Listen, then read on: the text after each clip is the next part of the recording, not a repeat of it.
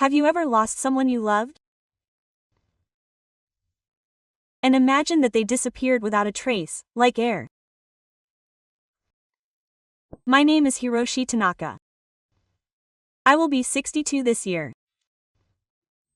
On a winter day 15 years ago, my life changed completely.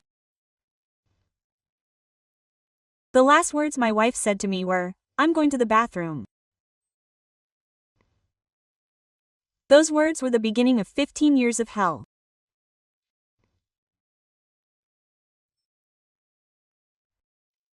December 15, 1995. I was 47 years old and my wife Yukiko was 45. Although we had been married for 16 years, Yukiko still had the same air of shyness as when we were newlyweds. That day, we were on a highway bus from Tokyo to Osaka. It was a cold winter day, and Yukiko was wearing a warm coat and a blue scarf that I had given her as a present. Even so, Yukiko, who was sensitive to the cold, kept saying, "I'm cold, I'm cold. Could you turn up the heat a little more?" Yukiko said, grabbing my arm. "Just be patient a little longer and we'll arrive at the service area soon." I squeezed Yukiko's hand back, wrapping my arms around her. At around 3 p.m., the bus stopped at the Hamamatsu service area.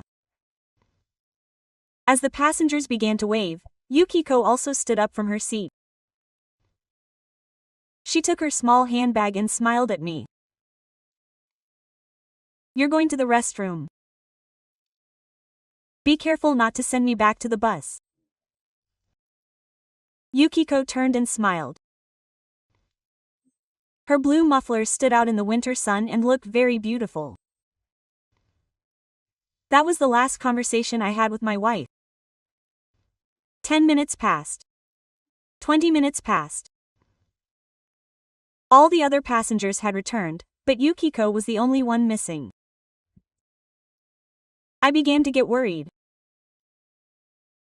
I saw the driver getting ready to leave. "Excuse me, driver. My wife hasn't returned yet. Could you please wait a little longer? Passengers have been waiting for more than 30 minutes. There are other passengers, and I can't let you go any further." The driver was right. The other passengers were starting to murmur. I had no choice but to get off the bus. I searched the entire service area with my luggage. Yukiko, Yukiko. First, I waited in front of the entrance with the girls. I called out to the people coming out. "Excuse me. Didn't you see the woman with the blue scarf?" The short people with short hair just shook their heads. I searched everywhere, including the shops, restaurants, and parking lots. But Yukiko was nowhere to be found. As the sun began to set, I went to the management office of the service area. "Chief, my wife is missing. Could you please check the security cameras?" The middle-aged chief nodded with a serious expression.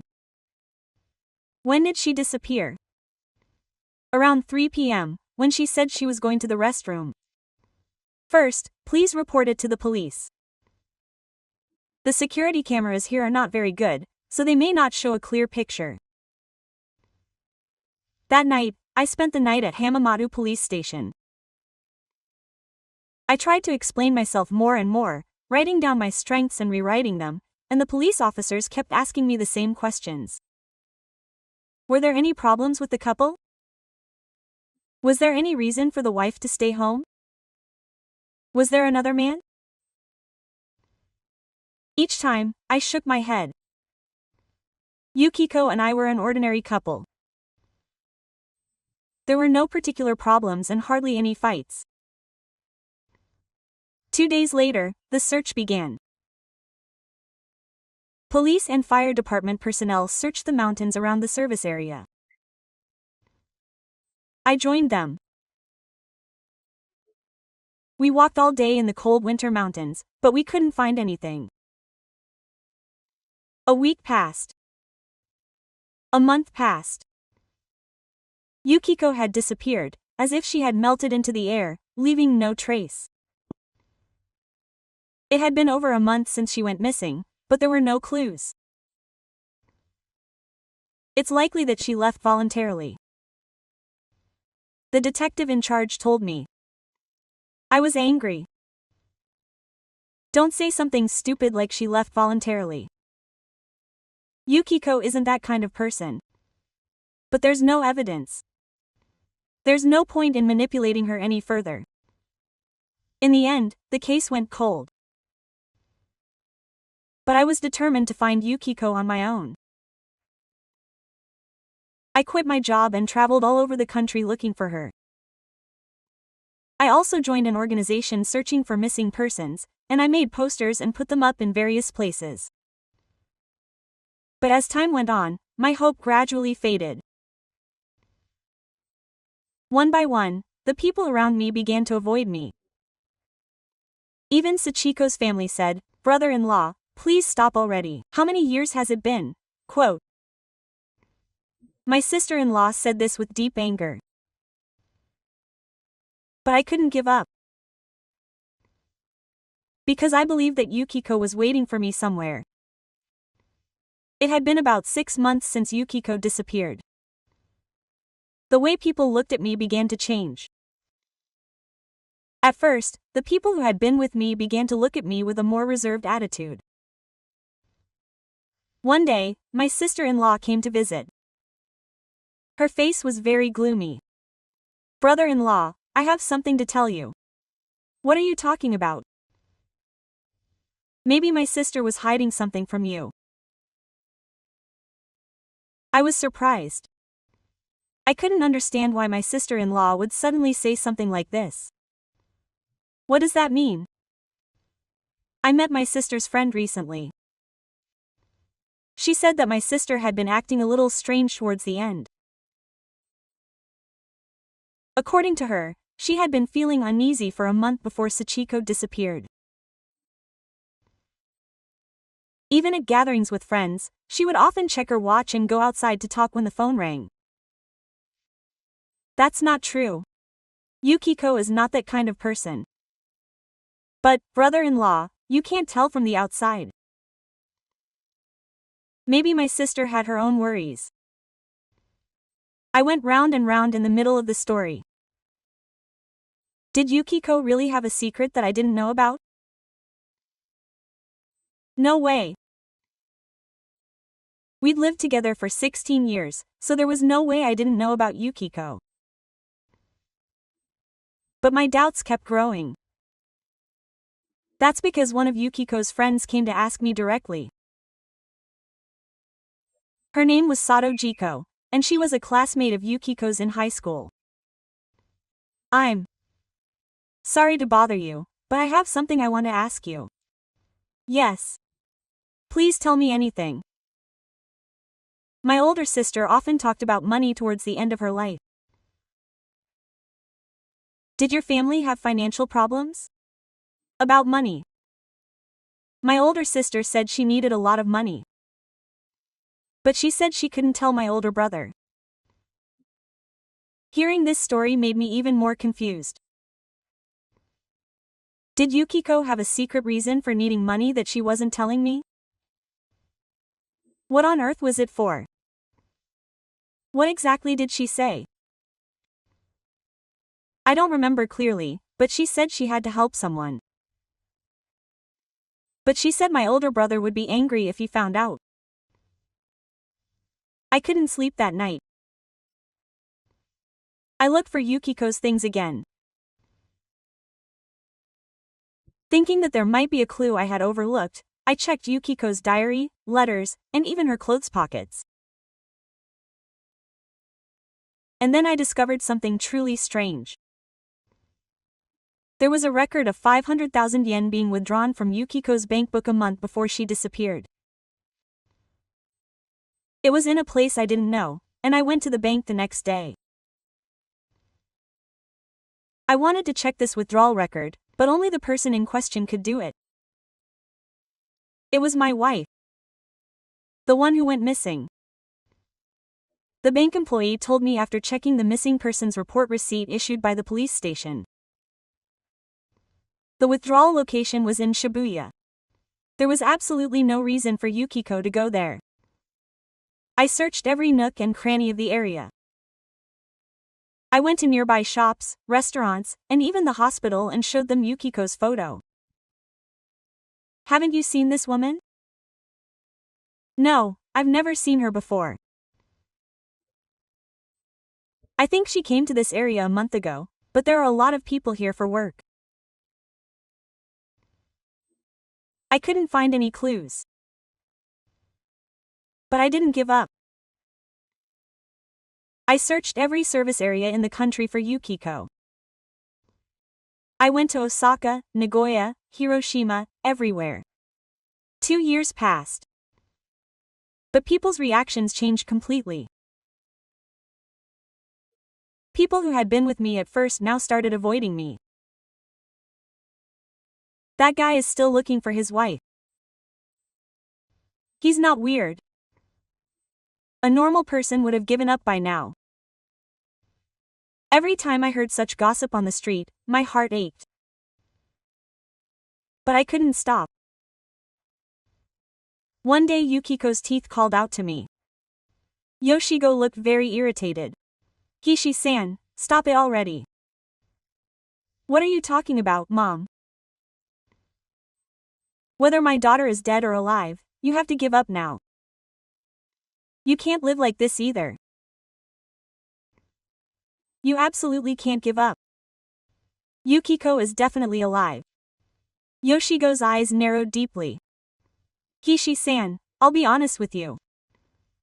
There's a possibility that my daughter abandoned you. You never know when a person's heart will turn evil. Even my mother-in-law thought Yukiko had run away.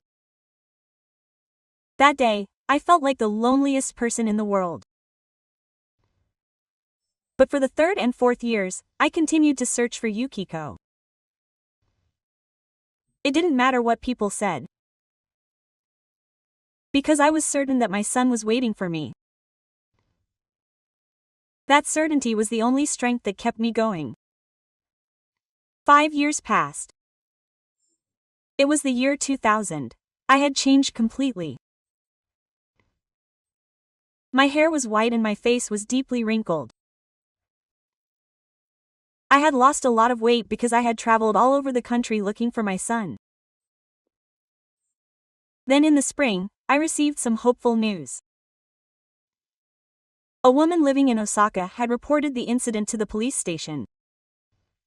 The police contacted me. They had reported seeing someone who looked like the missing wife. Could you please come and see her? I immediately flew to Osaka.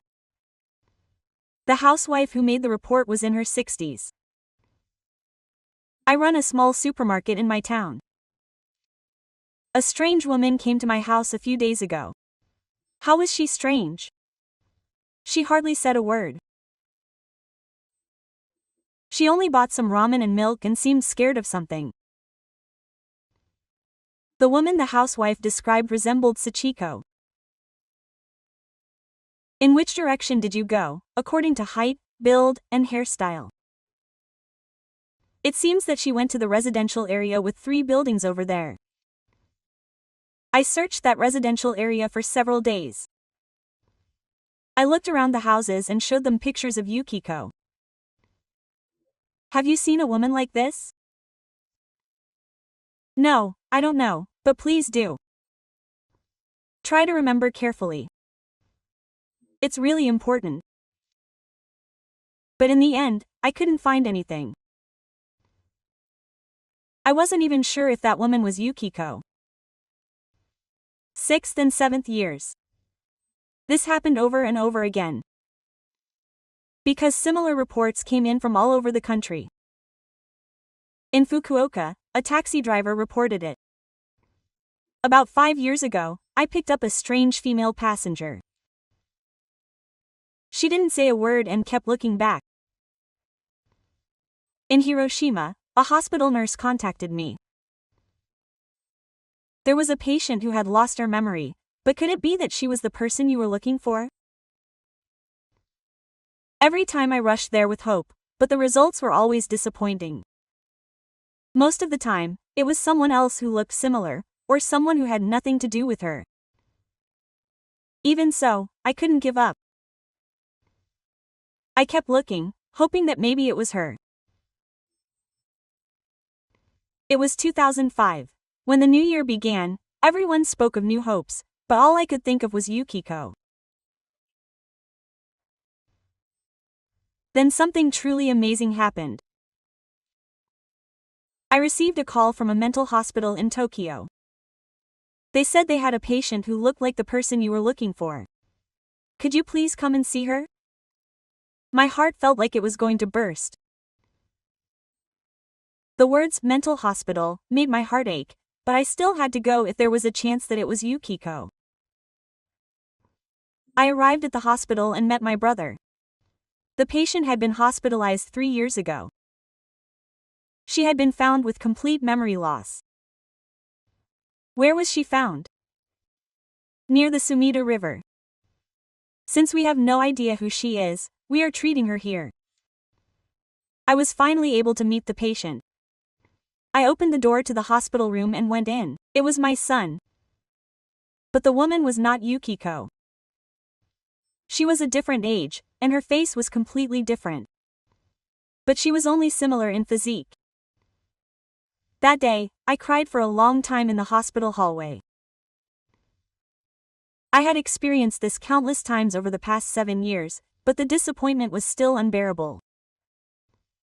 On my way home, I met Yoshima. Yoshima looked quite deflated too. Brother-in-law, please stop already. I also have to think about my brother-in-law's life. I can't give up yet. If my sister were alive, she would have contacted the doc. 7 years had passed, so perhaps Yoshimi's words were too harsh. But I was thinking of other possibilities. Maybe Yukiko had lost her memory, or maybe someone was holding on to Sachiko. It was 2005. 10 years had already passed. I was in my 50s, and I had done nothing but look for Yukiko. It was around this time that the internet was becoming very popular. I learned how to use a computer and started posting on an online message board for finding missing persons. I was looking for my wife who had run away at the Hamamatsu service area in December 1995. I received messages from all over the country. But most of them were just making money. Some people asked for money. But I checked each and every one. It was because I had a feeling that maybe it was her. Because I believed that Yukiko was waiting for me somewhere. Before I knew it, 12 years had passed. It was 2007. Everyone around me had given up. Even the police had stopped showing any interest. But I still didn't lose hope. Because I was certain that Yukiko was alive. That certainty was the only thing that kept me going. 2008 passed and 2009 came. 14 long years had already passed. I was 60 days old, and I could say that I had spent my life searching for Yukiko. It was March. I was living my life as usual. I was sitting in front of my computer, checking a website for missing persons. It was something I had been doing every day for 14 years. Then the phone at home rang. Hello? Are you the person who lost and found a missing person at the Hamamatsu service area in 1995? My heart started racing at the sudden question.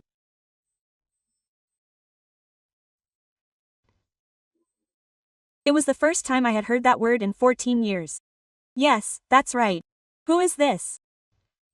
This is the Highway Bus Export Center. If you don't mind, could you come in for a moment? The Foreign Matter Center? Why did you suddenly find an old bag? It seemed like the contents of it belonged to the person you were looking for. After hanging up the phone, I sat there for a while, lost in thought. I couldn't believe that a clue had finally appeared after 14 years. I arrived in Tokyo early the next morning. The express bus export center was in Shibuya. My heart was pounding so hard I couldn't even walk properly. You must be the person who called yesterday. Yes, that's right.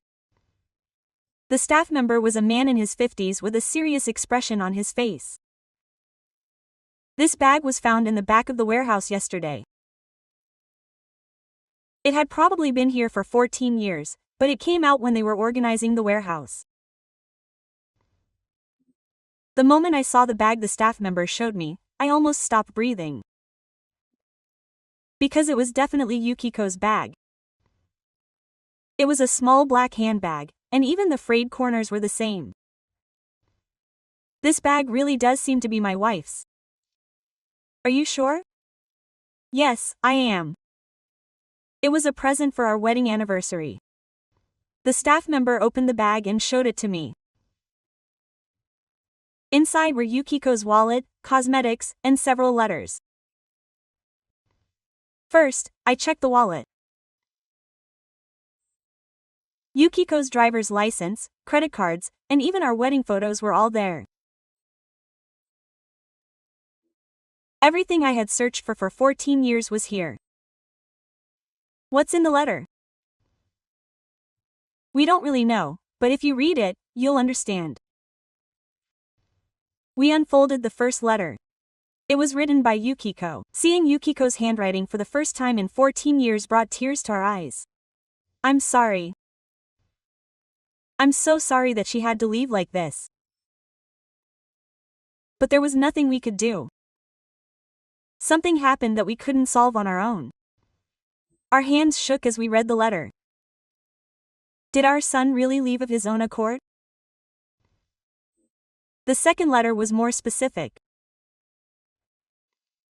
There's nothing we can tell our brother. If this were to become known, it might put our brother in danger too. That's why we're trying to solve this on our own. The third letter was different. The handwriting was messy and looked like it was written in a hurry. We asked for help, but it was no use. Now we're really in danger. If I don't come back, please look in my bag. All the evidence is here. What does this mean? The staff member shook his head. We don't know either. But there's also something at the bottom of the bag. There was a small envelope hidden at the bottom of the bag. Inside was a bank book and a few sheets of memo pad. When I checked the bank book, it was a course I didn't know about. However, the attendance history was strange. A certain amount of money had been deposited every week since November 1999. What could this be? There was a phone number, an address, and a person's name written on the memo pad. But there was no one I knew. Do you know how this bag got here?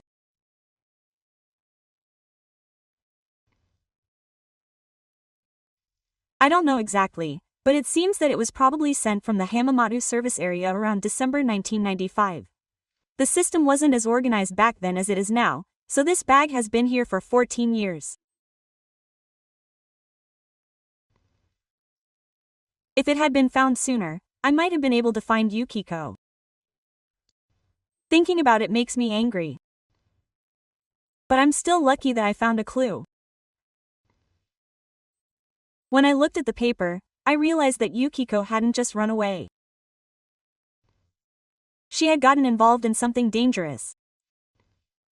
On the way home, all the memories of the past 14 years came flooding back. The looks people gave me, the deaths of my family members, and even the constant cold weather. But now I was one step closer to the truth. I went home and examined everything in the bag again in detail. I was particularly concerned about the phone number written on the paper. 14 years had passed, but I thought maybe it was her, so I called her. It was when I called the first number. Hello, hello. Did you know this woman in 1995?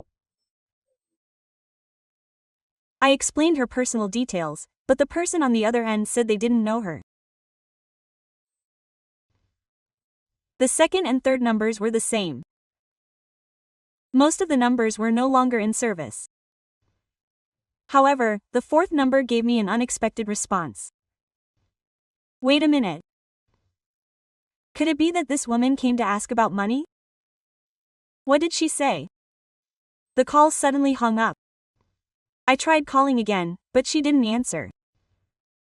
But she definitely knew something. I also went to the address written on the notepad. It was a small office in Ikebukuro Ward, Tokyo. But now another company is in there. Do you know the company that was here 14 years ago? I asked the building manager. 14 years ago? It seems that there was some kind of financial company there at that time. Was it a financial company? Yes. It was a place that lent money. But it suddenly disappeared. The word financial company gave me a bad feeling. Could it be that my son was involved with dangerous people due to money problems? 2 days later, I visited the police. The detective who had been in charge of the case 14 years ago had already retired, and a new detective was assigned to the case. So this is what was found in the bag. Detective Khan was a handsome man in his 40s. Yes. It was definitely something left by my wife. Judging from the nature of the letter, it is highly likely that this was not a simple disappearance. The operation must be resumed. The official operation had begun again after 14 years. Detective Khan began tracking down the person written on the memo pad. A few days later, Detective Khan contacted me. I found one of the people written on the memo pad. Would you like to meet him? Of course. He was a man in his 60s named Ho. He said he was in the financial industry at the time. A woman like that had visited me in 1995. Her testimony was shocking. She said that the woman had become a guarantor for her brother. Since my brother had failed in business and could not pay back the money, she said that she would pay it instead. My wife said that she had no brothers, but she said that it was definitely my brother. However, that brother disappeared. According to Ho, Sachiko was a guarantor for someone, and that person ran away without being able to pay back the money, so Yukiko ended up having to pay it instead. How much was it? It was around 30 million yen by the standards of the time. 30 million yen. 14 years ago, it was a huge amount of money. It was not an amount that Yukiko could bear alone. So what happened to that woman? At first, she said she would pay it back, but later we couldn't get in touch with her. So we gave up. Did you give up? Well, back then, she wasn't as fit as she is now. We just gave up. After hearing Ho's story, I felt like I could understand why Sachiko was so anxious. She was in a dangerous situation because of a large debt. Do you remember the name of that brother and that person? I think it was Hun. Sakamoto Bo. My mind was racing on the way back to the house. I knew for sure that Yukiko had no siblings. So who was that brother?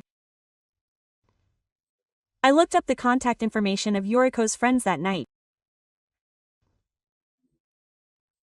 14 years had passed, but I thought there might be someone I could contact, so I called Jiko.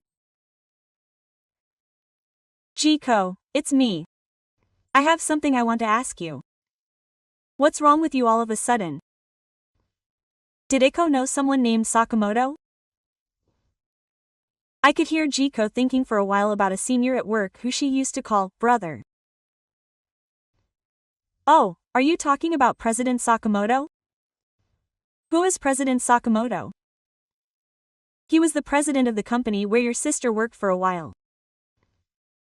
Your sister called him brother.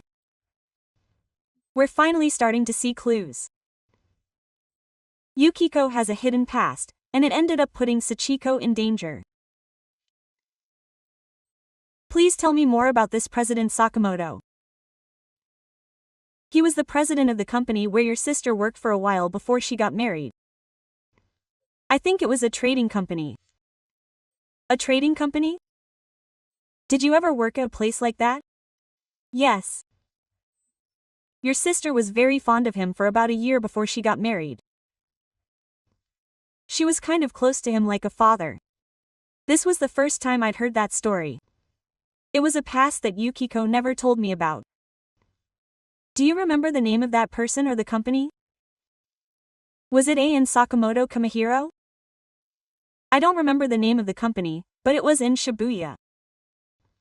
The next day, I contacted Detective Khan immediately. I asked him to look for someone called Sakamoto High. He was the man who ran a trading company in Shibuya in the 1990s. Okay. I'll look into it. A few days later, Detective Khan gave me some surprising news about the weapons. Saka also found Kamihiro. However, this man had been arrested on suspicion of fraud in 1996. Fraud?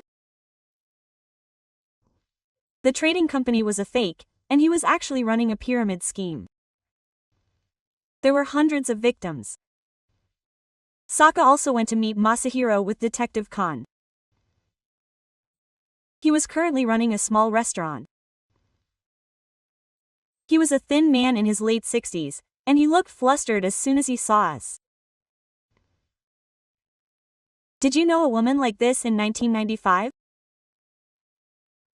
When I showed him a photo of Yukiko, Saka and Hai's faces went straight to the ground. Why are you looking for this woman? She's my wife. She went missing 14 years ago. Sakamoto and Hai were speechless for a while, but they finally spoke. I'm sorry. I'm really sorry. What are you sorry about? I made a mistake at that time. Sakamoto Kamihiro's confession was shocking.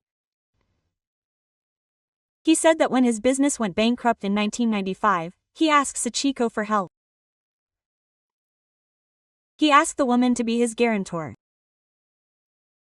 She said she would pay him back right away, and then the business completely collapsed.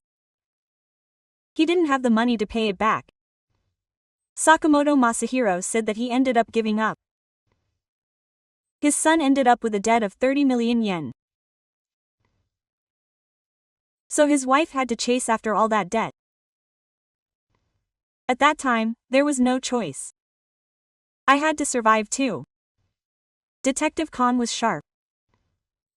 Did that woman ever come to see you for the last time? Yes. She came to the moon in 1995. What did she say? She said she would pay him back, so she needed time. But I was also under pressure from the Great Monkey. According to Sakamoto Hiroshi, when Sachiko came to see him for the last time, she was in a very desperate state. Please tell me exactly what the woman said. She said she could never tell her husband. What happened if she solved it on her own? I ran away. She fled to the area, and the exact time that Sakamoto Masahiro fled coincided with the time that Sachiko went missing. Sachiko had lost all hope and was in despair. Did Saraki ever threaten my wife at that time? I don't know. I had already run away, so Detective Khan asked Sarah. Are there any Saraki employees you did business with at the time who are still in contact with you? Most of them, including A, are probably doing different jobs now. However, Sakamoto Hiroshi gave me the names of a few people he remembered. Detective Khan began to track them down. A week later, Detective Khan gave me another shocking piece of news. He had been able to get in touch with one of the Saraki employees from that time. However, this person said that they had suffered a huge loss because of Sakamoto Hiroshi. What kind of loss? He said that since Sakamoto Hiroshi had run away, they had tried to collect money from the guarantor, Mr. Dai, but his wife had suddenly disappeared as well. So what did those people do with my wife? We would have to meet them and ask them directly. After 14 years, the real reason for Yukiko's disappearance had been revealed. It was highly likely that Yukiko had not simply run away, but had been threatened by someone or had suffered something more serious. I couldn't sleep that night. I was angry at the people who had suspected for 14 years that Yukiko had left of her own accord. At the same time, my heart was breaking when I thought about how much Yukiko must have suffered. Yukiko had tried to take on everything on her own to protect me. And she was being threatened by dangerous people in that household. Together with him, I went to meet a man named Rika Omu who was working at Saraki at the time. He was currently in the used car business. He was in his late 50s, had a sturdy build, and a deep scar on his face. That was the woman from 1995. Rika Omu made an unpleasant expression when he saw us. Do you remember? Of course I do. How much trouble did we go through because of that woman? What kind of hardships did you go through? When Sakamoto and Hinoya ran away, leaving behind a debt of 30 million yen, you tried to collect it from that woman who was the guarantor, didn't you? Rika Omu's tone gradually became harsher. So what did you do with my wife? At first, I spoke politely. I even said that my husband could pay it back instead. But that woman unconditionally asked me to just give her time. I heard the venomous words of a detective who had no money. When did you start pressuring her? It wasn't so much pressure as being more aggressive. How exactly did you do it? Rika Omu hesitated for a moment before saying. We hung out in front of the house and also went to work. Work? Did your wife stop by her workplace? Yes. She worked at an office or department store. It was a new fact I hadn't heard in 14 years. Ikiko had been working behind my back. So what did his wife say? She just kept telling me to give her time. And not to tell my husband. I could imagine how desperate Sachiko must have been after hearing Kalmu's testimony. She tried to shoulder everything on her own, but eventually she reached her limit. She said she saw her last time in December, and that's right. That woman was really strange at that time. How strange? She was completely exhausted. She couldn't even speak properly. That made us a little worried. Detective Khan pursued her. What happened then? Tell me exactly. Rika Omu pondered for a while and then spoke. The woman said she wanted to die. What the heck? She said she would pay me back the insurance money if she died. My mind went blank for a moment. I never thought my son would even think that. So what did she say? Of course I stopped her. We're human too, so we never told her to go that far. What happened next? The woman finally asked for just one more week. Did she give up her time because she found some way to do it? It had no choice. In that state, there was no way to recover the money, so according to Rika Omu, Sachiko completely disappeared a week later. She couldn't be contacted after December 15th. She didn't come home or to work. That was the exact date that my son disappeared. She spent the last week trying to find a solution all by herself. Didn't anyone else threaten my wife at that time? Rika Omu frowned. In fact, we weren't the only ones trying to recover money from that woman. What do you mean? She also borrowed money from Saka Hiroshi. And that was in her name too? From other places? Loan sharks. People who are much scarier than us. Detective Khan and I were both shocked at the same time. How much more debt did she have? I don't know exactly, but it must have been over 100 million yen at the very least. 100 million yen. It was an astronomical amount of money at the time. It was definitely not an amount that Ikiko could shoulder alone. Do you know who those loan sharks are? They're people you need to watch out for. They're probably still active. Rika Omu was evasive. He meant that there were more dangerous people. But please tell me. I need to find my wife. There's a guy named Akita. He was like that then, and he's probably still doing that job. Detective Khan asked, taking memo. Do you know what kind of threats those people made to that woman? I didn't see it myself, but rumors say they put a lot of pressure on her. They said they threatened her by showing her photos of her family. Especially photos of her husband.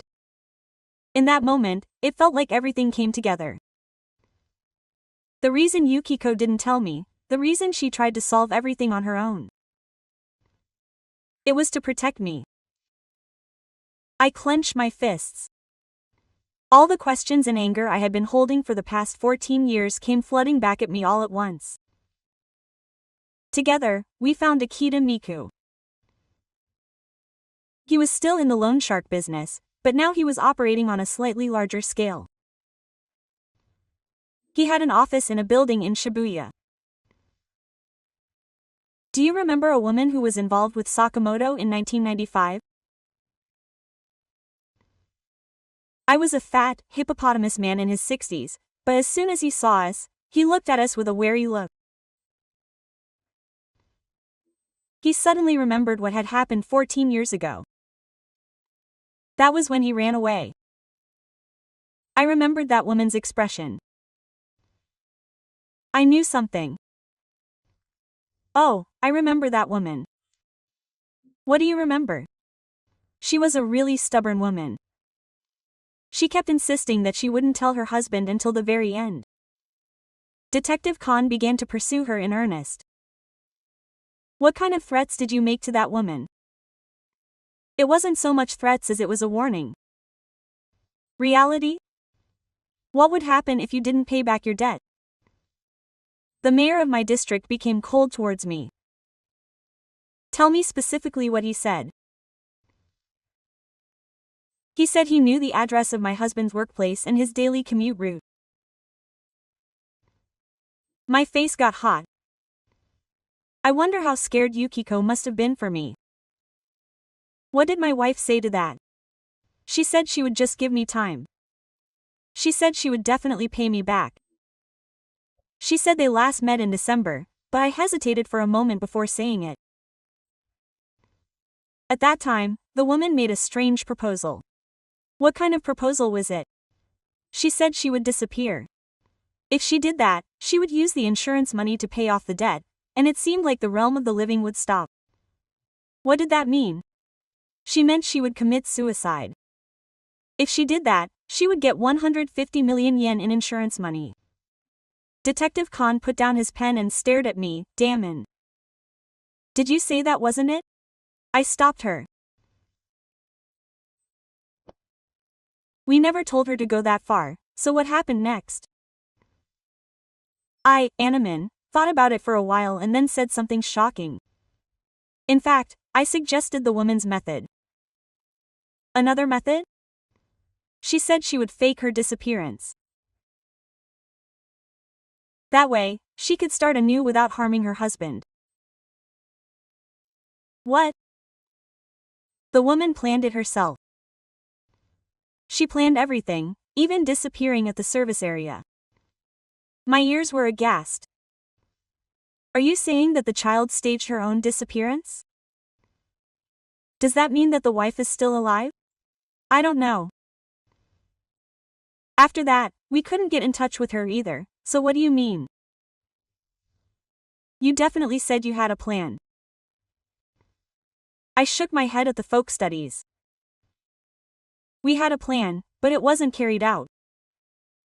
Why? That woman changed her mind at the last moment. Detective Khan asked for more details. How did she change her mind? We were supposed to meet on December 20th, but she suddenly contacted me and said she couldn't do it. What was the reason? She said she couldn't deceive her husband. Rather, when she told the truth, everything became clear at that moment. Yukiko decided to tell the truth rather than deceive me at the last moment. So she couldn't meet her wife when the school opened in early December? Yes. We couldn't get in touch with her after that. I thought the woman had gone to talk to her husband, but Detective Khan asked her at the end. Did anyone meet that woman that day? I thought I remembered something. Oh, now that I think about it, Sakamoto and Hai suddenly showed up that day. Sakamoto and Hai? Yes. He said he was in danger because of that woman, and he said he would find a solution. So what happened? Sakamoto Hiro said he would meet the woman separately. When we finally talked, it was the moment when the whole truth came out.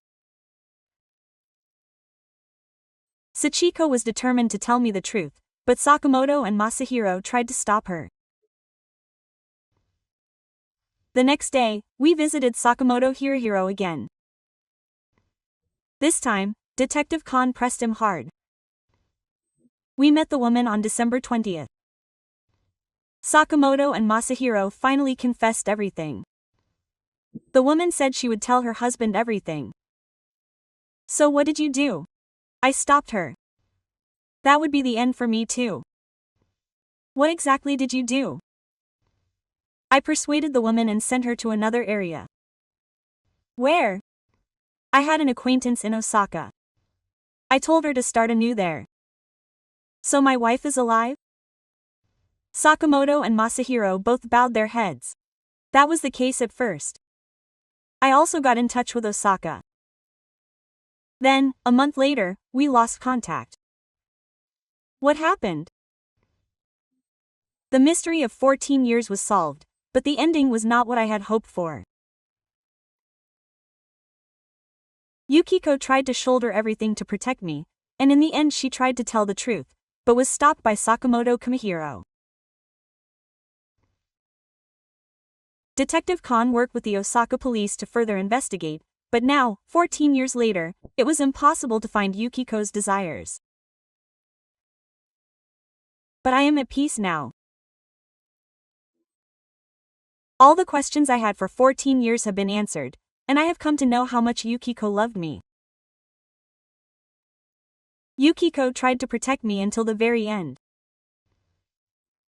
Sometimes, in order to protect the one we love, we try to shoulder all the burdens on our own. But true love is about sharing the burden together. This story teaches us that. Don't try to shoulder it alone. Do it with the people you love. That was the last lesson Yukiko left me. I still love Sachiko. And I believe that somewhere, Yukiko is watching over me. Because love never fades.